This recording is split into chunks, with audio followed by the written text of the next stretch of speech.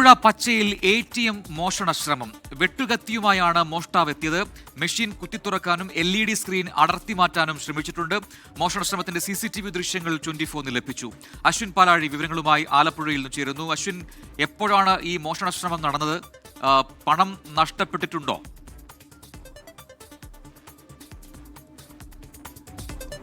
ഇന്ന് പുലർച്ചെ 2 മണിയോടുകൂടിയാണ് ആലപ്പുഴ ചങ്ങനാശ്ശേരി റോഡിലെ പച്ചയിൽ ഫെഡറൽ ബാങ്കിൻ്റെ ATM കൗണ്ടറിൽ ഇങ്ങനെ ഒരു മോഷണ ശ്രമം നടക്കുന്നത്. ആദ്യഘട്ടത്തിൽ ഈ മോഷണ ശ്രമത്തിന് വേണ്ടി അകത്ത് കയറിയപ്പോൾ തന്നെ അതിൻ്റെ സുരക്ഷാ സേവനങ്ങൾ മുഴങ്ങുകയും ബാങ്കിൻ്റെ ഹെഡ് ഓഫീസിൽ നിന്ന് പോലീസിലേക്ക് വിവരം കൈമാറുകയും ചെയ്തിരുന്നു. ഉടൻ തന്നെ ഏകദേശം 5 മിനിറ്റിനുള്ളിൽ തന്നെ സമീപത്തുള്ള പോലീസ് സ്റ്റേഷനിൽ നിന്ന് പോലീസ് എത്തി.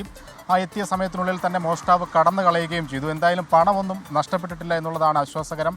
ഇതിൻ്റെ CCTV ദൃശ്യങ്ങളാണ് ഇപ്പോൾ പുറത്തു വന്നിരിക്കുന്നത്. ഈ ഫെഡറൽ ബാങ്കിൻ്റെ ATMൻ്റെ ഉള്ളിൽ നിന്നുള്ള CCTV ദൃശ്യങ്ങളിൽ അകത്തെന്ത് നടന്നു എന്നുള്ള കാര്യത്തിൽ വ്യക്തമായ ദൃശ്യങ്ങളുണ്ട്. മഴക്കോട്ടും മാസ്കും ധരിച്ചാണ് ഈ മോഷ്ടാവ് കൗണ്ടറിനുള്ളിൽ കയറിയത്.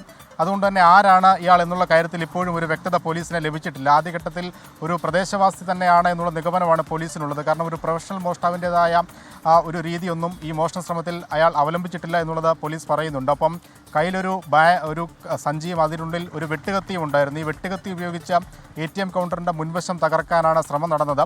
അതിൽ പകുതി വരെ വിജയിക്കുകയും ചെയ്തു. മുൻവശത്ത് ചെറിയൊരു ഡോറുണ്ട് ATM മെഷീൻ്റെ, അത് തുറക്കാനായി. പക്ഷേ അതിൽ നിന്നും പണം കൈവശപ്പെടുത്താൻ ഇയാൾക്കായിട്ടില്ല.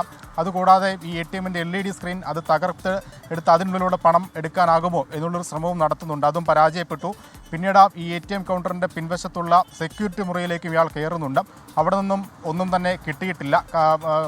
കൈവീശ് തന്നെയാണ് തിരിച്ചിറങ്ങി പോകുന്നത്. ഒപ്പം ഈ കൊണ്ടുവന്ന വെട്ടുകത്തി മാത്രമാണ് അയാൾ തിരിച്ചു കൊണ്ടുപോകുന്നത്. അതിനുശേഷം ATMൻ്റെ പുറത്തെ CCTV ദൃശ്യങ്ങളിൽ നിന്ന് സമീപത്തുള്ളൊരു ഇടവഴിയിലൂടെ നടന്നു പോകുന്നതാണ് ലഭിച്ചിട്ടുള്ളത്. അതുകൊണ്ട് തന്നെയാണ് ഈ പ്രദേശത്തെക്കുറിച്ച് കൃത്യമായി അറിയാവുന്ന പ്രദേശത്തെ ഒരു താമസക്കാരൻ തന്നെയാണ് ഈ മോഷണ ശ്രമത്തിന് പിന്നിലെന്ന് പോലീസ് സംശയിക്കുന്നത്. എന്തായാലും സമീപത്തെ കടകളിലെ CCTV ദൃശ്യങ്ങളടക്കം പോലീസ് ശേഖരിച്ചിട്ടുണ്ട്. അതിൽ നിന്നും ഏതെങ്കിലും തരത്തിൽ ഇയാളെ കണ്ടെത്താനാകുമോ എന്നുള്ള അന്വേഷണവും പുരോഗമിക്കുകയാണ്.